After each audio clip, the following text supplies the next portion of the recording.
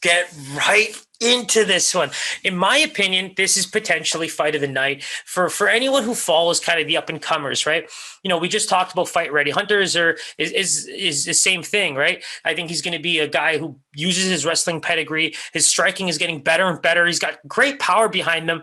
The only thing that I really didn't like in the past that we've seen him kind of fade in the third round, and it's actually where he kind of loses the rounds. He's the kind of guy that goes so hard in the first two and kind of win pretty dominantly. But if he doesn't get a finish, if he doesn't get any type of real, breather, if you will, like if he's not in a commanding position and is constantly in battle, I think that's where he kind of tires himself out by the time the third round rolls around. The way he's kind of just exerting his conditioning so much over the course of a fight, it catches up to him, but he's a good wrestler. And I think that despite looking a little faded, it's not like he's not able to fight. I think he stays fairly crisp. And against a guy like Shore, I think Jack Shore is probably one of the better prospects we've seen coming out of Wales. And the one thing I like about him is, I think he's proven himself over a longer period of time in a place like Cage Warriors. I think that the way his career developed, the way he kind of won the belt, and the way he's kind of made his way over, he's earned his keep. And I think that in this case, when you're looking at, the crazy long record, and then his first win at UFC Fight Island 1 against a guy like Aaron Phillips. I'm pretty happy with these types of victories because they're kind of dictate who you get to see next. And taking a guy like Hunter Azure, who's pretty much your cream of the crop, like slightly older prospect, right? I think with a win here, this is a prototypical main card fighter. He could definitely get a ranked fighter in his next fight. Either of these guys are probably going to get a solid ranked opponent if they pull off a nice win. Azure ran through LFA. He basically ended up getting the Dana White Contender Series shot. And again, everything's history, right? The only loss that we were fairly disappointed in was the Kelleher fight, right? We just talked about how he got kind of slightly faded. He doesn't look as good. And we know about the boom boom hands. We know about how quickly he can kind of land that big shot. And, it was kind of like a walk-off one, right? It was like a boom. That's basically what he did.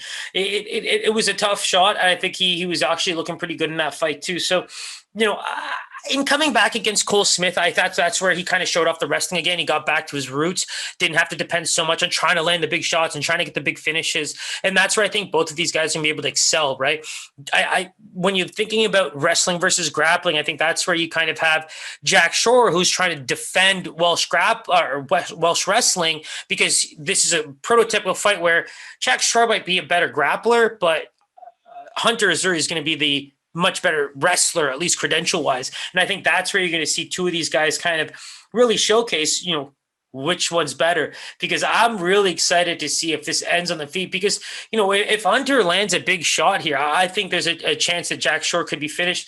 The thing about Jack is he throws a lot more in volume. He throws a lot more in terms of dictating pace, and he wants to kind of get the fight to the ground. He wants to grind you out, likes to put you up against the fence or really fill you in. He's a grounded pound kind of fighter at the smaller weight classes. And again, with the Fight Ready camp, like they're born and bred for the smaller weight classes, like so many good fighters coming out of there. And so in this case, it's hard to go with when you're looking at the odds, you got pretty much opened at even money, right? -115. And now Jack Shore, with a lot of the hype that's coming in on him, is starting to hit that -175, -200 range. And when you think about what Hunter's accomplished in the past, and, when we're talking about some of the flaws he does have in his game, it really is going to come from later parts of the fight, in my opinion. I just think that Jack Shore has a lot more riding against him when it comes to the striking game, but he's proven to have enough of a good top game and striking game to be able to finish in ways like ground and pound and be able to kind of take control of the fight and maintain, overall octagon control. Because I think that's where, if you watch a lot of his Cage Warrior highlights, the kid just, he's dictating where the fight goes at all times, and, different ranks altogether. And I think that's where he's about to hit a different wall in a guy like Hunter. But if he's able to pull off something like a submission win, maybe even a striking finish, that would be absolutely massive. But, this is a typical, decision or late finish maybe by one of these guys. But I think if there's a guy that's going to finish it on the feet, you're going to have to give the edge to Hunter. But, both guys bring such good pedigree when it comes to just the grappling wrestling side. That's what I'm most excited about. If there's barely any punches thrown in this fight, I'm just watching great transitions and Jack Shore trying to defend Welsh wrestling and Hunter being like, no, USA, USA. I'm all for it. So keep an eye on that one. I think it's going to be one of the most fun fights on the card. And I think that if Jack Shore wins, right, that's a guy that they're going to want to promote as much as possible.